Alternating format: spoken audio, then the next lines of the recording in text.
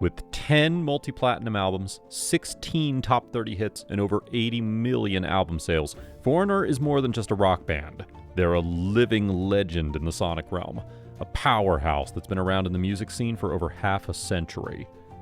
From the adrenaline-pumping jukebox hero to the heart-pounding feels like the first time, Foreigner's discography reads like a journey through the Rock and Roll Hall of Fame.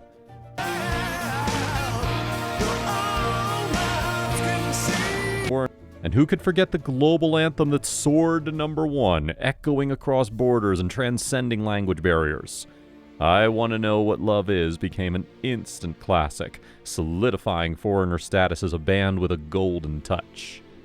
Now, as we look back on almost 56 years of Foreigner's reign, we can't help but wonder, what fueled their meteoric rise to stardom? And what challenges did they face along the way? Let's find out in today's video. If we step back to the 70s, Foreigner was formed by Mick Jones, a seasoned musician with background in bands like Nero and the Gladiators, Johnny Halliday's Crew, and even Spooky Tooth. However, in 1976, the Leslie West Band collapsed, leaving Mick stranded in the bustling streets of New York City, paving the way for a new musical chapter. At that time, Bud Prager, a close friend and extraordinary manager, stepped into Mick's world. His message to Mick was clear: keep the music alive. So Mick rounded up a group of talented folks like Al Greenwood, Stan Williams, and Jay Davis. They started jamming and cooking up tunes. Mick also roped in Ian Lloyd to sing, but the vibe wasn't quite right. It was like assembling a puzzle, and one crucial piece was missing. They finally discovered Lou Gramm through a Black Sheep album handed to Mick backstage at a Spooky Tooth concert. Lou was the missing link, the voice that completed the puzzle. Now, with the band falling into place, they needed a name. Trigger was the first choice, but record labels weren't biting. John Kolodner from Atlantic Records spotted a demo tape labeled Trigger on his boss's desk and thought, this might be something. But there was a catch. The name Trigger was already taken. Mick put on his thinking cap and dubbed the band Foreigner, because no matter where they were, 3 members were foreigners. Mick, Ian, and Dennis were English, while Lou, Al, and Rick were American. Fast forward to March of 1977, and Foreigner dropped their debut album. Surprisingly, Foreigner sold 5 million copies in the US alone, camping out in the top 20 for a whole year. Hits like Feels Like the First Time and Cold as Ice blasted through the charts, making Foreigner a rock sensation. The 70s rolled into the 80s, and Foreigner kept the rock train chugging. Albums like Double Vision and Head Games rocked the charts, and the band was headlining arenas. Then came 1981, a game changer. 4 hit the shelves, and boom. Urgent, Waiting for a Girl Like You, and Jukebox Hero made Foreigner a global rock powerhouse. 4 even snagged the top spot on the US charts. But the road wasn't always smooth. In 1980, co-founders Al Greenwood and Ian McDonald decided to step away due to creative differences. Changes happened, but Foreigner kept the hits coming. Think I Want to Know What Love Is from Agent Provocateur. As we glided into the late 80s and early 90s, there was a bit of a shakeup. Lou Gramm took a brief break, and a new lead singer, Johnny Edwards, stepped in. However, the magic just wasn't the same. Lou Gramm returned in 1992, and Foreigner released The Very Best and Beyond, a hit-packed compilation. Now here's where the story gets interesting. Health issues popped up for Lou Gramm, and the late 90s saw more lineup changes than a game of musical chairs. Despite the twists, turns, and members coming and going, Foreigner kept on trucking. Mr. Moonlight and Unusual Heat hit the scene, proving that even with a few lineup tweaks, the band's rock spirit was unwavering. Fast forward to 2002, Foreigner's 25th anniversary tour. They were still rocking arenas, and former Heart and Montrose drummer Denny Carmassi joined the party. The journey had been a roller coaster, but the hits kept on coming. However, if we peeked behind the curtain, we'd find that by 2003, Lou Gramm decided to part ways with Foreigner. It wasn't an easy decision, and Mick Jones agreed it was time to move forward separately. In the early 2000s, Mick Jones, the creative force and the last original member of Foreigner, found himself at a crossroads. Recognizing the need for a break, he stepped back to reflect and recharge, taking a moment to appreciate the incredible journey Foreigner had embarked on since its inception. During this hiatus, a pivotal event unfolded on July 25, 2004, at Fess Parker's Doubletree Resort in Santa Barbara, California. Jones, alongside a stellar lineup of musicians, participated in a benefit show for muscular dystrophy named Mick Jones and Friends.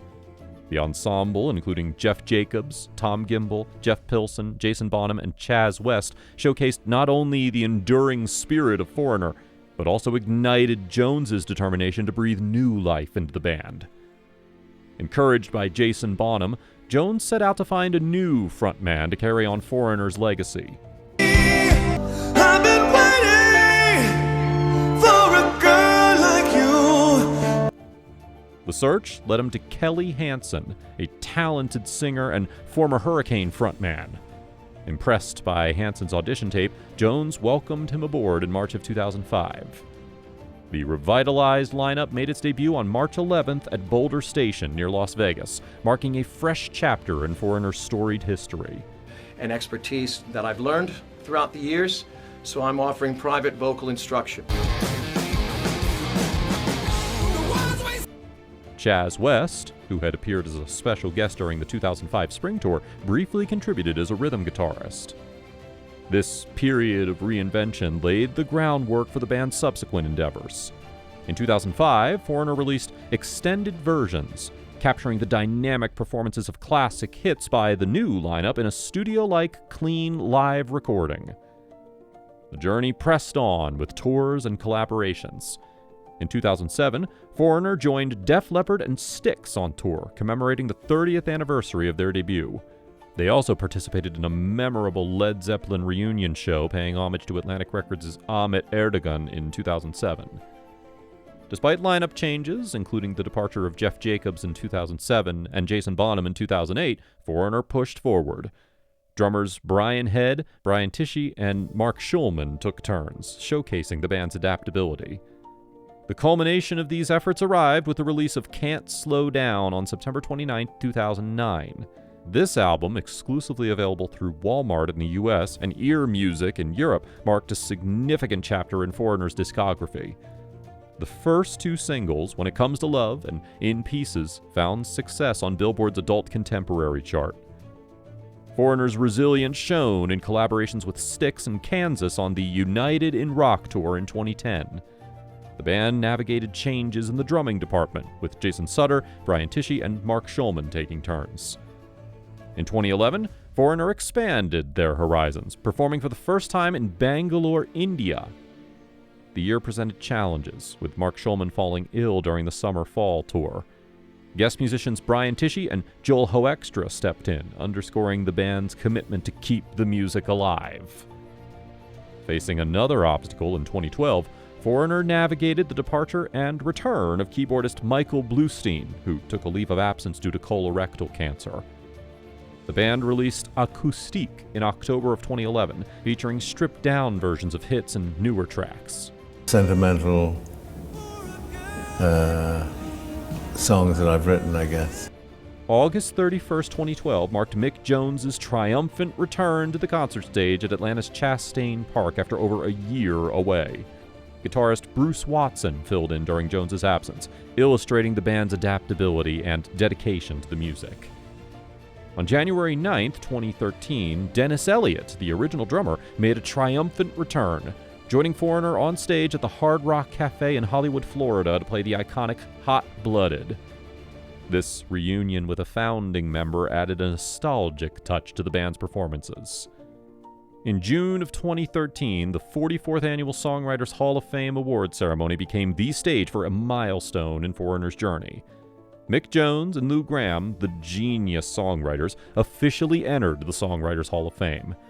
In a star-studded ceremony, the legendary Billy Joel, a devoted fan, took the honor of inducting Jones and Gramm.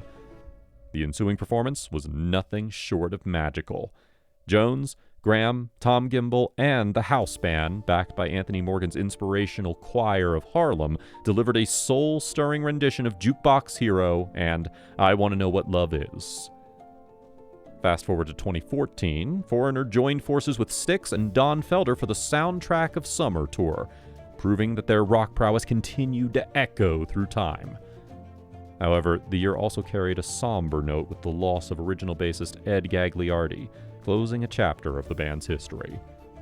Undeterred, Foreigner showcased their resilience at the 2016 Wacken Open Air Festival, celebrating 4 decades of music. The 40th anniversary festivities extended to a limited edition vinyl EP, The Flame Still Burns, and live performances where past and present members united for special encores, immortalized in a PBS release. In 2019, plans for the Double Vision Then and Now tour featuring surviving original members were announced. Yet, unforeseen challenges arose as Lou Gramm battled illness. The year also witnessed the debut of the jukebox musical Jukebox Hero, a tribute to Foreigner's iconic single. Despite the pandemic disrupting the Jukebox Heroes 2020 tour in 2020, Foreigner persisted. 2021 brought lineup changes, with bassist Jeff Pilson announcing Tom Gimbel's departure, replaced by the energetic Luis Maldonado. The absence of Mick Jones during the 2021 tour signaled a notable shift, with no original or classic lineup members gracing the stage. The tide of 2022 brought both sorrow and change. Ian MacDonald, a founding member, bid farewell after battling colon cancer. The band, however, marched on, participating in Kid Rock's Bad Reputation tour. November 14th, 2022 became a significant date in Foreigner's history as they declared their farewell tour, a nostalgic journey spanning from 2023 to 2024.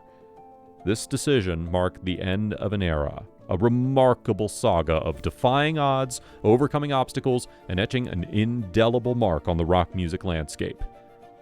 As Foreigner embarked on their farewell tour, fans prepared to bid adieu to a legendary group that had soundtracked their lives for over 4 glorious decades. If you enjoyed this musical journey through Foreigner's history, please don't forget to like and subscribe for more engaging content about music history.